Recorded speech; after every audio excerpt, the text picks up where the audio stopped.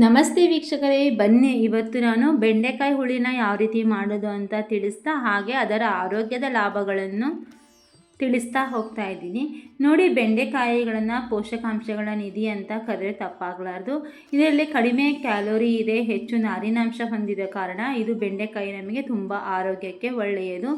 ಇದನ್ನು ನೆನೆಸಿಬಿಟ್ಟು ರಾತ್ರಿ ಇದನ್ನು ಸೀಳಿ ನೆನೆಸಿ ನೀರಿನಲ್ಲಿ ಇಟ್ಟು ಆ ನೀರನ್ನು ಬೆಳಗ್ಗೆ ಖಾಲಿ ಹೊಟ್ಟೆಗೆ ಸೇವನೆ ಮಾಡೋದನ್ನು ಮಧುಮೇಹಿಗಳಿಗೆ ಉತ್ತಮ ಫಲಿತಾಂಶ ನೀಡುತ್ತದೆ. ಅಷ್ಟೇ ಅಲ್ಲದೆ ನಾರಿನಾಂಶ ಹೆಚ್ಚಾಗಿ ಇರುವುದರಿಂದ ಜೀರ್ಣಕ್ರಿಯೆಗೆ ಸಹಾಯವಾಗುತ್ತೆ, ನರಕೋಶಗಳ ಕಾರ್ಯಕ್ಷಮತೆ ಹೆಚ್ಚಿಸಲಿಕ್ಕೆ ಸಹಾಯ ಮಾಡುತ್ತೆ, ರಕ್ತಹೀನತೆ ಕಡಿಮೆ ಇದ್ದವರಿಗೆ ಇದು ತುಂಬ ಒಳ್ಳೆಯ ಆಹಾರ ಅನ್ನೋ ತಪ್ಪಾಗಲಾರದು, ಮೂಳೆಗಳಿಗೆ ಬಲ ಕೊಡುತ್ತೆ. ನೋಡಿ, ಈ ಬೆಂಡೆಕಾಯಿಯ ಲೋಳೆ ರಸವನ್ನು ತೆಗೆದುಬಿಟ್ಟು ನಾವು ಮುಖಕ್ಕೆ ಲೇಪನ ಮಾಡೋದ್ರಿಂದ ಏನಪ್ಪ ಆಗುತ್ತೆ ಅಂದರೆ ಮುಖದ ಮೇಲಿನ ಕಪ್ಪು ಕಲೆಗಳು ನಿವಾರಣೆ ಆಗುತ್ತೆ. ಅಷ್ಟೇ ಅಲ್ಲದೆ ಮುಖ ಗ್ಲೋ ಆಗಿ ಕಾಣಲಿಕ್ಕೆ ಸಹಾಯ ಮಾಡುತ್ತೆ ಮತ್ತು ನಮ್ಮ ಮುಖದಲ್ಲಿ ಹೆಚ್ಚು ಸುಕ್ಕು ಹಾಗೂ ವಯಸ್ಸಾದಂತೆ ಕಾಣುವಂತಹ ಸುಕ್ಕುಗಳನ್ನು ಕೂಡ ಇದು ನಮಗೆ ತೆಗಿಲಿಕ್ಕೆ ತುಂಬಾ ಸಹಾಯ ಮಾಡುತ್ತೆ. ಹಾಗೆ ತೂಕ ಇಳಿಕೆಗೆ ಕಡಿಮೆ ಕ್ಯಾಲೋರಿ ಹೊಂದಿದ ಕಾರಣ ಇದು ತುಂಬ ಸಹಾಯ ಆಗುತ್ತೆ. ಹೃದಯಕ್ಕೆ ತುಂಬ ಒಳ್ಳೆಯದು. ಇದರಲ್ಲಿ ವಿಟಮಿನ್ ಸಿ ಹೆಚ್ಚಾಗಿ ಇರುವುದರಿಂದ ನಮಗೆ ಮೂಳೆಗಳಿಗೆ ಸಂಬಂಧಿಸಿದ ಎಲ್ಲ ರೋಗಗಳು ಇದರಿಂದ ನಿವಾರಣೆ ಆಗುತ್ತದೆ. ಬನ್ನಿ ಹಾಗಿದ್ರೆ ಈ ಬೆಂಡೆಕಾಯಿ ಸೇವನೆಯನ್ನು ಯಾವ ರೀತಿ ಮಾಡೋದು ಅಂತ ಹೇಳಿ, ರೆಸಿಪಿನ ಯಾವ ರೀತಿ ಮಾಡೋದು ಅಂತ ಹೇಳಿ ತೋರಿಸ್ಕೊಂಡು ಬಂದುಬಿಡ್ತೀನಿ. ಹಾಗೆ ನೋಡಿ, ಜೊತೆಗೆ ನಾನು ಹೆಸರು ಕಾಳನ್ನು ಹಾಕಿಬಿಟ್ಟು ಈ ಸಾಂಬಾರನ್ನ ಹುಳಿನ ಮಾಡ್ತಾಯಿದ್ದೀನಿ. ಹೆಸರು ಕಾಳು ನಿಮಗೆ ತಿಳಿದಂತೆಯೇ ಪ್ರೋಟೀನ್ ರಿಚ್ ಆಗಿದೆ, ಪೌಷ್ಟಿಕ ದ್ವಿದಳ ಧಾನ್ಯವಾಗಿರೋದ್ರಿಂದ ಜೀವಸತ್ವಗಳು ಖನಿಜಗಳು ಹೆಚ್ಚಾಗಿ ಇರುವುದರಿಂದ ನಾವು ಬೆಂಡೆಕಾಯಿ ಜೊತೆಗೆ ಈ ಹೆಸರು ಕಾಳು ಹಾಕಿಬಿಟ್ಟು ನಾವು ಲಂಚ್ಗೆ ಊಟ ಮಾಡೋದ್ರಿಂದ ತುಂಬ ಆರೋಗ್ಯಕ್ಕೆ ಒಳ್ಳೆಯದು. ತೂಕ ನಷ್ಟಕ್ಕೆ ಇದು ಕೂಡ ತುಂಬ ಸಹಾಯ ಮಾಡುತ್ತೆ.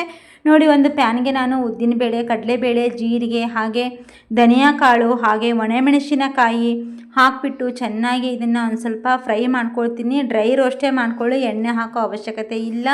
ಜೊತೆಗೆ ಒಂದು ಸ್ವಲ್ಪ ಮೆಂತ್ಯ ಕಾಳನ್ನು ಹಾಕ್ಕೊಳ್ಳಿ. ಮೆಂತ್ಯ ಕಾಳು ಕೂಡ ನಮ್ಮ ಆರೋಗ್ಯಕ್ಕೆ ಒಳ್ಳೆಯದು, ಹಾಗೆ ರುಚಿಗೂ ಕೂಡ ಅದು ತುಂಬ ಚೆನ್ನಾಗಿ ಬರುತ್ತೆ.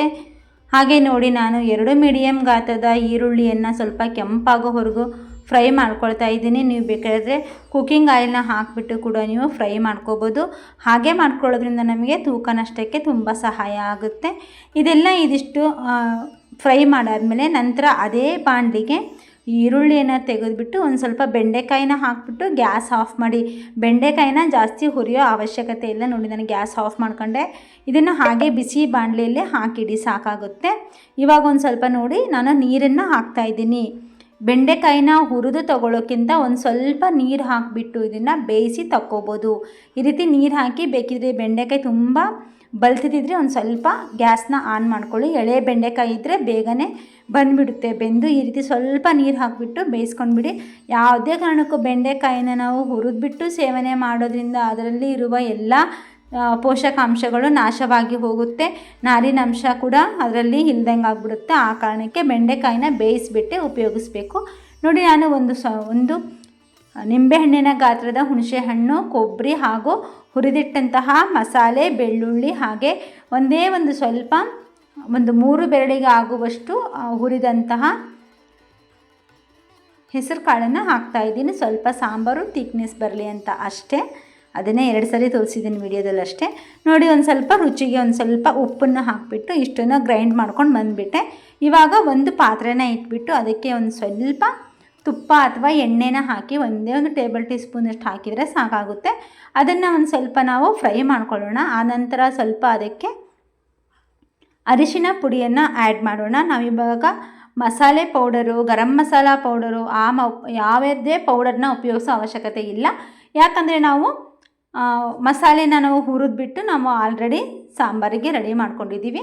ಮತ್ತು ಮೇಲಿಂದ ಯಾವುದೇ ಮಸಾಲೆ ಅಗತ್ಯ ಇಲ್ಲ. ಆನಂತರ ಬೆಂಡೆಕಾಯಿನ ನಾನು ಬೇಯಿಸಿಟ್ಟಂತಹ ಬೆಂಡೆಕಾಯಿನ ಅದಕ್ಕೆ ಹಾಕ್ತಾಯಿದ್ದೀನಿ. ಇದಿಷ್ಟಾದಮೇಲೆ ಇದನ್ನು ಒಂದು ಸ್ವಲ್ಪ ಮಿಕ್ಸ್ ಮಾಡ್ಕೊಂಡ್ಬಿಡಿ ಒಂದು ಸಾರಿ. ಇದಾದ ನಂತರ ಇದಕ್ಕೆ ನಾನಿವಾಗ ಮಸಾಲೆನ ಹಾಕ್ತೀನಿ. ರುಬ್ಬಿಟ್ಟಂತಹ ಮಸಾಲೆನ ಹಾಕಿ ಕುದಿಸಿದ್ರೆ ನಮಗೆ ಸಾಂಬಾರು ರೆಡಿ ಆಗಿಬಿಡುತ್ತೆ. ನೋಡಿ, ಇದೆಲ್ಲ ಕುದ್ದಾದ ನಂತರ ನಾನು ಇನ್ನೊಂದು ವ್ಯೂ ತೋರಿಸ್ತೀನಂತೆ. ಒಂದು ಸ್ವಲ್ಪ ಮಸಾಲೆ ಹಾಕಿಬಿಟ್ಟು ಒಂದು ಸ್ವಲ್ಪ ನಾನಿವಾಗ ಕುದಿಸ್ಕೊಂಡು ಬಿಡ್ತೀನಿ. ಅಗತ್ಯವಿದ್ದಷ್ಟು ನೀರನ್ನು ಹಾಕಿಬಿಟ್ಟು ಸ್ವಲ್ಪ ಕುದಿಸ್ಕೊಂಡ್ರೆ ನಮಗೆ ಸಾಂಬಾರು ರೆಡಿಯಾಗಿ ಬಂದುಬಿಡ್ತು. ನೋಡಿ, ಇದೇ ರೀತಿ ಆರೋಗ್ಯಕರವಾದ ಸಾಂಬಾರು ರೆಸಿಪಿಗಳು ನಾನು ಸುಮಾರು ಹಾಕಿದ್ದೀನಿ ನನ್ನ ಯೂಟ್ಯೂಬ್ ಚಾನಲ್ನಲ್ಲಿ. ನೀವು ಹೋಗಿ ಒಂದು ಸಾರಿ ಚೆಕ್ ಮಾಡ್ಕೊಳ್ಳಿ. ಇದೇ ರೀತಿ ಹೆಲ್ತಿ ರೆಸಿಪಿಗಳನ್ನು ನೀವು ಮಾಡಿಕೊಂಡು ಸೇವನೆ ಮಾಡಿ. ಬೆಂಡೆಕಾಯಿನ ಹುರಿಬೇಡಿ. ಹುರಿದೇನೆ ಬೆಂಡೆಕಾಯಿ ಆಗಲಿ ಅಥವಾ ಯಾವುದೇ ಪದಾರ್ಥಗಳಾಗಲಿ ಹುರಿದ್ಬಿಟ್ಟು ಅಡುಗೆ ಮಾಡೋದ್ರಿಂದ ನಮಗೆ ಮಸಾಲೆನ ಹುರಿದು ಹಾಕಿದರೆ ನಮಗೆ ಇನ್ನೂ ರುಚಿ ಹೆಚ್ಚಾಗುತ್ತೆ. ತರಕಾರಿಗಳನ್ನು ಆದಷ್ಟು ನಾವು ಹುರಿಯೋದಕ್ಕಿಂತ ಬೇಯಿಸ್ಕೊಂಡು ಹಾಕ್ಕೋಬೇಕು. ನೋಡಿ, ಟೊಮಟೊಕಾಯಿಯಿಂದ ನಾನು ಸೈಡ್ ಡಿಶ್ನ ಅದನ್ನು ಹುರಿದು ತೊಗೊಂಡ್ಬಿಟ್ಟಿದ್ದೀನಿ. ಟೊಮಟೊಕಾಯಿ ಸಂಡಿಗೆ ಮಾಡಿದ್ವಿ. ಹಾಗೆ ಹಪ್ಪಳದ ಜೊತೆಗೆ ಬಿಸಿ ಬಿಸಿ ಅನ್ನದ ಜೊತೆಗೆ ನಾನು ಮಾಡಿಟ್ಟಂತಹ ಬೆಂಡೆಕಾಯಿ ಹುಳಿನ ಹಾಕ್ಕೊಂಡು ಇವಾಗ ಊಟ ಮಾಡ್ತಾಯಿದ್ದೀವಿ. ತುಂಬ ರುಚಿಯಾದ ಲಂಚ್ ಇದಾಗಿತ್ತು. ನಿಮಗೂ ಕೂಡ ಈ ವಿಡಿಯೋ ಇಷ್ಟವಾದಲ್ಲಿ ಆರೋಗ್ಯಕರವಾದ ರೆಸಿಪಿಗಳಿಗೋಸ್ಕರ ಹೆಲ್ತಿ ಕುಕ್ಕಿಂಗ್ ದೇಹಾಮೃತ ಯೂಟ್ಯೂಬ್ ಚಾನಲ್ನ ಸಬ್ಸ್ಕ್ರೈಬ್ ಮಾಡೋದನ್ನು ಮರಿಬೇಡಿ. ಹಾಗೆ ನಮ್ಮ ಚಾನಲ್ಗೆ ಸಪೋರ್ಟ್ ಮಾಡಿ. Thank you so much.